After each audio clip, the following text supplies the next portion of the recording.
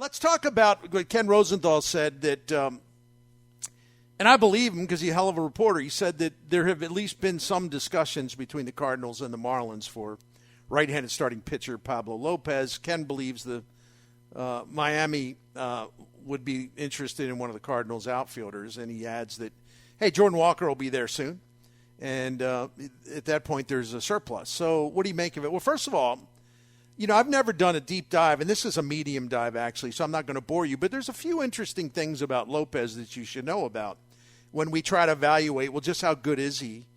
Well, one positive is over the last 2 seasons, ERA plus 100 is average. He's about 18% above average in his pitching performance. The league standard average for pitching, he's about 18% better. Also had a 25% strikeout rate over the last 2 seasons. We all know because we holler about it all the time, the Cardinals rotation needs some strikeout dudes. Another positive is he's under contract for 2 more seasons. So you got him for 23 and 24 at least. It makes sense that he's available because Miami signed free agent starter Johnny Cueto to fill a rotation role, which seems to me and most people, that's a sign that they are going to trade one of their starters and they wanted to have some depth to plug somebody in, and Cueto is that guy. But it is easier for them to trade Lopez now. Now, let's get to some other stuff. Lopez is a really fine pitcher. I like him, like I said. But he isn't a number 1 starter. I don't want to get hung up on labels, but I guess he's more of a number 2. Would he upgrade the rotation and certainly give them depth that they could lean on with the assumption or the presumption of better results than, say, well, let's just give the ball to Dakota Hudson. We need a starter right now. No thanks. But here's the deal. Over the last 2 seasons, he ranks Lopez, I'm talking about 39th in WAR among 76 pitchers that have worked at least 250 innings. Now, part of that is because he missed time in 2021. More on that in a moment. So let's just focus on 2022. To me, this puts it in the proper perspective. All you need to know is this about his performance in 2022. There wasn't anything wrong with it. His strikeout rate did drop a bit, but, and I don't know what that means, but I'll get to that again here in a minute. But last season in wins above replacement, the Fangraphs version, Adam Wainwright had 2.8 WAR and Miles Miklasz had 2.7 WAR, right? Pablo Lopez had 2.8 WAR. So in other words, the quality of his pitching, the value of his pitching was was the same as Wainwright and was right there with Miklasz. So it gives you a third guy that's, similar to them, I guess is a way to put it, just in terms of overall value. But again, he's not a number 1 starter. For some reason, I could be wrong. I could be misreading this. But I just get the feeling a lot of Cardinals fans, or at least some, view Lopez as like, oh, yeah, boy, that dude's a number 1 starter. And if I'm mistaken about that, and I've misread it, I apologize. But I'm just telling you, without trying to be the Grinch, he ain't a number 1 starter. He's a good pitcher, though. Yeah, I get the sense. That's my feeling, too, when I watch him. I go, wow, he'd be really good in this rotation. Not necessarily the lead guy, but he would definitely make it a longer rotation, definitely better. And we love a guy who could come in here and get some strikeouts, so I'm all for that. Definitely better, 100%. And then I go get more pitching anyway, whether it's him or another guy just like him. Go get it. It doesn't matter. You need it on this staff right now. All right, Pablo Lopez in his career, right-handed pitcher, he's left-handed batters are hit him up for a .425 slugging percentage. So there's a vulnerability there. He's really tough on right-handers, and the good news is, 75% of all Major League plate appearances are taken by right-handed hitters. Better make a close inspection of his right shoulder. Uh-oh. Mm-hmm. He's missed 182 in-season days during his career because of shoulder problems, including in 2021, 82 days on the IL in 2021 with shoulder problems. And last year he returned through 180 innings, but again, lost a little strikeout pop. here's one that really caught my eye, and I give credit to Will Leach because during the Seeing Red podcast he brought this up.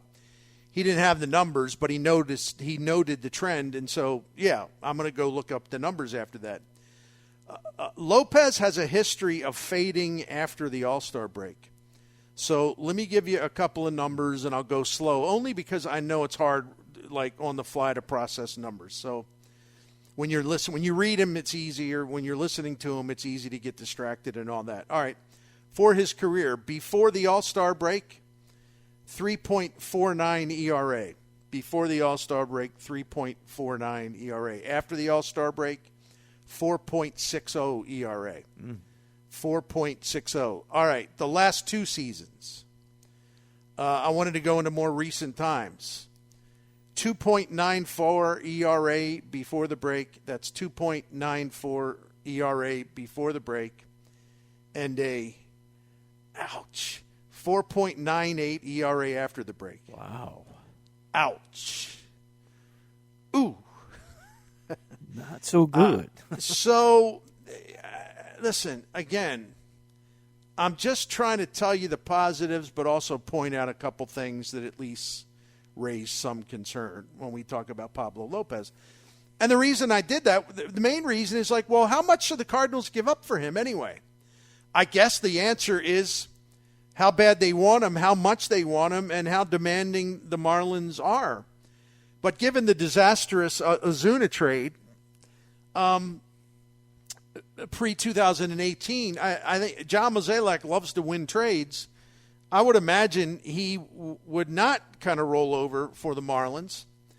And if a doofus like me spots these things with Lopez where you go, well, wait up, let's just hold on here a second.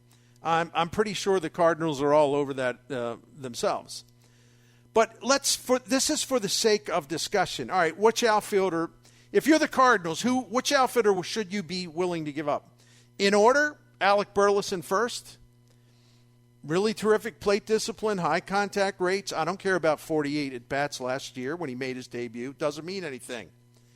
He's one of their best prospects. He bats left-handed, and at AAA last year, he put up huge numbers against right-handed pitching. Now, he's a little clunky on defense. He's got DH written all over him, but he can play the corner, and I think he'd be okay.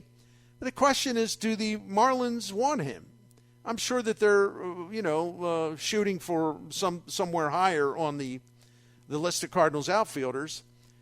But he does have 6 years of club contract control, and that's huge for a franchise like the Marlins. Would the Cardinals part with Burleson to make this trade for Lopez? I'm sure they would, right? Why wouldn't they? Yeah. And there is a chance that he could really develop, and you might regret it later. And again, Lopez is under 2 years of contract control. Number two, and this is the one that Will and I had a hard time coming up with. Like, who would you, if you're the Cardinals, what's the next outfielder you'd be willing to trade? I think Tyler O'Neill's the guy. Listen, he's missed 150 in-season days to injuries during his career, including 63 last season. He can become a free agent after 2024. If he does well, Scott Boras will get him out of here in like 10 seconds. I expect that O'Neill will leave as a free agent anyway after 2 years because Scott Boras is his agent. That's what Boras does. Nothing wrong with that. But Jordan Walker is going to need a place to start and play a lot, and left field makes a lot of sense. You could play him in right field, but if you're going to look at a reconfigured outfield, you're probably going to have Carlson in right and Nootbaar in center. And while O'Neill's power and athleticism can be thrilling assets when he's healthy, there's no guarantees that he'll play a lot. Yeah, he's working on the stretching program. They finally, the geniuses on the training staff finally got around to figuring out, well, we might want to put him on a stretching program. But there's no guarantees that's going to work, and that's another reason why maybe the Marlins would prefer another outfielder. The number one reason they would prefer another outfielder is because O'Neill's likely going to be gone after 2 more seasons.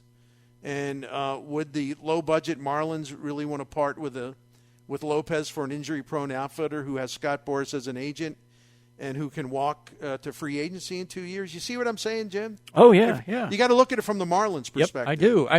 If I am the Marlins, I'm going, I'm not so hot on Tyler O'Neill because he's not going to be here much longer. If I'm them, I'm asking probably for Carlson first.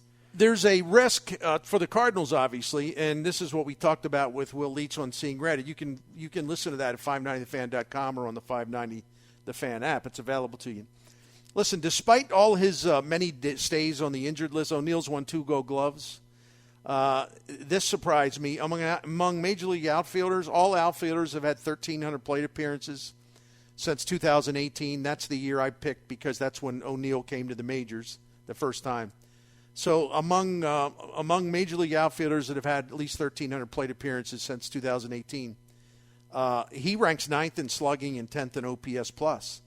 And that's even when he's viewed as a disappointment. I understand that, mostly because of missing time, but there's nothing disappointing about his offensive performance overall when compared to other Major League outfielders who have played a similar amount. So I just wanted to note that. And, 2 seasons ago, of course, he had a monster year. He hasn't been able to create it last year. Will he create it in the future? And that was the point Will and I talked about, Will Leitch. It's like, well, what if you trade him and he goes off for 2? Everything works great for him and he goes off for 2 years in a row. Will said, and I agree with him, basically, well, the Cardinals really need starting pitching, and they're probably going to need it, really, really need it in 2024. And no matter how well O'Neill hits, he's going to be gone in 2 years, either from the Cardinals or the Marlins. So it's not like you're giving up a guy that's going to be a massive part of your lineup on a daily basis for the next 4 or 5 years. You'd be giving up a guy who most likely you play 23, you play 24, then bye-bye. And that you really got to think about it in those terms as well, right? Yeah, there's got to be a trade-off. The one thing about O'Neill, he does have a good couple of years. Well, in theory, the guy who's replacing him should be able to do some similar things. I'm not saying he's going to do the exact same thing, but I'm speaking of Jordan Walker. If he's the guy and he's ready, well, he's going to be pretty good. Well, you can't play both of them, and you desperately need a starting pitcher. And let's just say if Lopez comes in here and he's giving you 180 innings for a couple seasons, and his ERA plus is 18 to 19 above 100, I'd say I'll take that because I already have another outfielder who can still put up big numbers. As far as I know, will be healthy, and I get a starting pitcher which you desperately need to go in as a 2 or 3 to fill in your rotation for the next couple of years. That's the beauty. It's the beauty of having Jordan Walker waiting in the wings. Yeah. Number 3, Dylan Carlson. I go back and forth. I admit it. I said it on Seeing Red. I have no problem admitting that I waver on Dylan Carlson, that I tend to go back and forth. I admit it. I also don't apologize for it because there's a lot of things there are really exciting, and the potential remains intact. And I do believe if the wrist injury is a thing of the past and the thumb injury is a thing of the past, I would count on him for a pretty damn good year in 2023. He's still only 24 years old. He's only played 2+ seasons. He's under contract control for 4 more years starting in 2023. The results, however, have been mixed, and I'm going to jump to the bottom line. The number one thing, as I told Will Leitch in Seeing Red, that bothers me, and I am a proponent, and I am an advocate of Dylan Carlson, but the one thing I have a hard time shaking is that he just can't really raise his performance against right-handed pitching, and that's a problem because 75% of his plate appearances in the majors, around that, have been against right-handed pitchers. Now, if you want to put him against left-handed pitchers, his numbers against left-handed pitchers are outstanding. I mean, just outstanding. But he doesn't see many of them. He's going to be seeing mostly right-handers. So let me just give it to you this way. I'm just going to give you the percentage above average or below league average he has performed against pitchers of either side. Against left-handed pitchers, he's 42% above league average offensively in his career, 42% above average. When he faces righties, he's 9% below average, and he's got a pretty bad batting average. His slugging percentage isn't hot. His on-base percentage is pretty good, but not great. I look, if Dylan Carlson can't get to the point where he can hammer right-handed pitching, his value just is not what you want or you need, or it's not something that's like, well, we can't afford to give up this player. So I understand why they're waiting to see it. I'm a little confused as to why the son of a great coach and with everything available to him that there is to any major league hitter now, I'm at a loss to figure out why he's so mediocre. And mediocre is being kind when I say that. So mediocre, below average mediocre against right-handed pitching. I think it's a real problem. I'm sure the Marlins have noticed that, so I don't know what they want, but he does have 4 seasons to go before he can walk through free agency. I think the Marlins, that would be of some appeal to the Marlins, again, because of their financial constraints. But if he could put this together, man, he's got the talent, if he can put it together, to be a high on-base, power plus hitter. So this one's a puzzle. This one's a tough one to kind of reach a conclusion for me, like whether he should be the guy that's most expendable, other than, say, Alec Burleson. What do you think? Here's one thing. This just came out over the weekend at the winter warm-up. We know that Tyler O'Neill changed some things, and he's been working on this and that. But he said something, I went, oh. And that was, I'm still lifting heavy weights. I'm still lifting, it's still true to myself. And I went, oh, no. That, to me, Bernie, that just goes, nope, need to walk away from it. That, you can tell me all the other stuff you're working with, but if you're still sitting there trying to jack up the weights, and we know that's part of the problem, and you go, no, that's still who I am, okay, then it's time to move on. As far as the Carlson thing goes, when I was watching him towards the tail end or mid to late last year, I was like, he's not driving the ball, and I couldn't figure out why. Well, we find out he's got hand and thumb, whatever, the wrist issue. It was the final 2 months. Yeah. He was hitting really well until then. And I was like, I can just tell in his swing he's not driving it, and I don't know why. And I was like, well, maybe there's, I don't know what it was. But then we find out there's that issue. I am willing to gamble on him for this season and go, okay, here's a prove-it year. Can you be healthy? If he's not healthy this year, then I think we got an issue. But I would be willing to ride one more year with him with his potential, because I think he can be a doubles machine and do a lot of things. Like you said, he's got to work on both sides of the plate, be a little more consistent, obviously. But I would gamble on him before I would gamble on Tyler, just because I just have that sense that Tyler's he should have changed by now, and he's not willing to. He's done a little bit, but when you make that statement, I just cringe, Bernie. I just cringe when he said that this weekend. Yeah, and clearly, clearly the Cardinals, listen, it's up to Tyler O'Neill to take care of himself. Mm-hmm. And you would hope he'd be smart enough to realize what the problem has been, but that wasn't the case because he continued the same training regimen. And it sounds now that, has been working on flexibility, but he just can't. You would need to have a tank. You would need to have a tank. You would need to have like 8 or 9 killer Dobermans. To prevent him from like spending half his life in the weight room, Yeah, and that's the thing that is why everything rips apart whenever he makes a sudden movement. I'm exaggerating for effect, but the general principle is true. All right, I got to get through this because we got our guy John Denton coming up. All right, number 4, Lars Nootbaar. That's the guy the Cardinals don't want to trade. I don't blame him. I don't think they have any interest in trading him. Now, if they want to trade you, Sandy Alcantara, maybe. But that ain't going to happen. Listen, he made a really positive impression late in 2021. He started slowly in 2022. A little minor injury was part of that. But once he got into the lineup on a regular basis, over his final 75 games, Nootbaar hit he had a 376 on base percentage. He slugged over 500.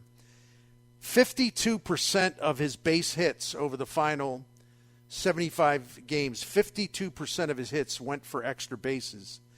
And he performed 51% above league average offensively. Excellent plate discipline. He actually had, over the 75 games,